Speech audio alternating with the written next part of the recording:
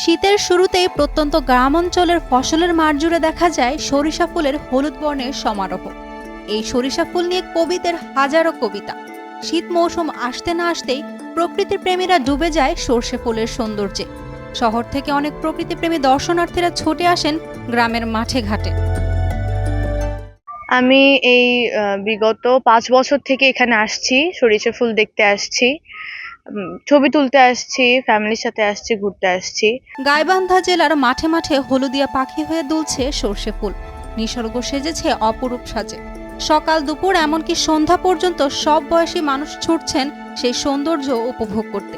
কৃষি বিভাগ বলছে, সৌন্দর্যের পাশাপাশি ভালো ফলন হওয়ায় লাভবান হবেন কৃষকরা। ময়ালরা পাবেন পর্যাপ্ত মধু। যারা ঘুরে বেড়াতে ভালোবাসেন, প্রকৃতির কাছাকাছি যেতে পছন্দ করেন, তাদের উপচে পড়া ভিড় সর্ষের ক্ষেতগুলোতে। কেউ কেউ ছবি তুলছেন, কেউ বা আবার গল্প আড্ডায় মেতে উঠছেন। দুপুরের পর থেকে ঘন কুয়াশা আর হিমেল বাতাসকে উপেক্ষা করে তাদের উপস্থিতি যেন নতুন রং ছড়াচ্ছে।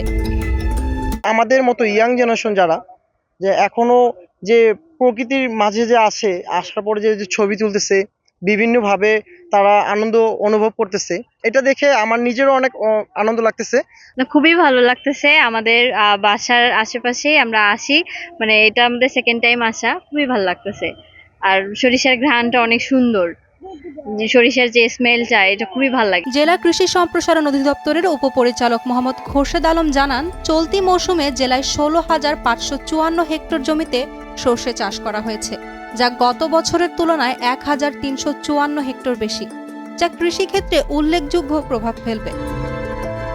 গাইবান্ধা জেলায় এবছর 16,554 হেক্টর জমিতে সরিষা চাষ হয়েছে, যা গত বছরের তুলনায় 1,354 হেক্টর বেশি।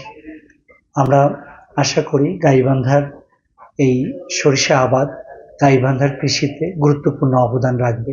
বিনোদনপ্রিয় মানুষ অর্থনৈতিক হিসেব নিকেশের চাইতে আনন্দ খুঁজতেই বেশি পছন্দ করছেন।